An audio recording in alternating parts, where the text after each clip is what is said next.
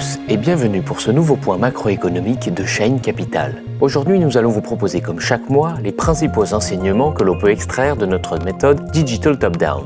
Notre méthode consiste à évaluer l'attractivité des actions européennes au regard de 4 piliers d'analyse complémentaires. Le premier pilier porte sur le momentum économique de croissance en Europe. Ce dernier reprend sa marche en avant en février et notre indicateur retrouve un plus haut depuis février 2018.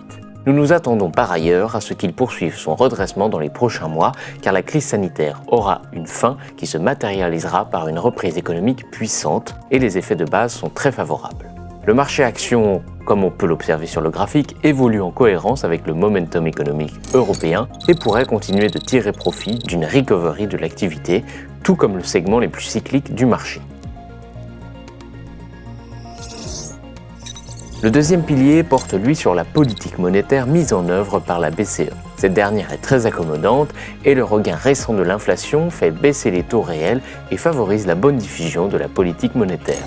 La BCE a de surcroît annoncé lors de sa réunion en décembre l'intensification de ses gestes barrières monétaires. L'enveloppe allouée à son plan d'urgence de rachat d'actifs est relevée de près de 40%, le portant à 1 850 milliards d'euros, soit 17% du PIB de la zone euro. Les taux directeurs seront par ailleurs maintenus en territoire négatif pendant des années. Et cela n'est pas sans conséquence sur le troisième pilier de notre analyse qui porte sur les valorisations.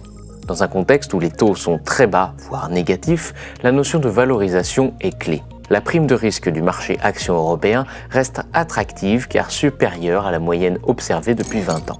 Un retour vers cette moyenne historique pourrait provoquer une revalorisation du marché action Europe de près de 15%. Par ailleurs, la croissance des bénéfices des entreprises européennes en 2021 devrait être de l'ordre de 40% et le momentum de révision des bénéfices par le consensus des analystes est orienté à la hausse depuis le début de l'automne dernier. Enfin, le quatrième pilier traite de l'aspect comportemental. La dynamique est haussière dans la mesure où tous les indices internationaux actions sont au-dessus de leur moyenne mobile de 100 jours. La saisonnalité reste favorable pour les actions jusqu'à fin mai. Attention toutefois au risque de consolidation alors que les indices européens approchent de leur plus haut d'avant-crise sans pour autant remettre en cause l'attractivité des actions à long terme. En conclusion, l'environnement est globalement favorable aux actions européennes.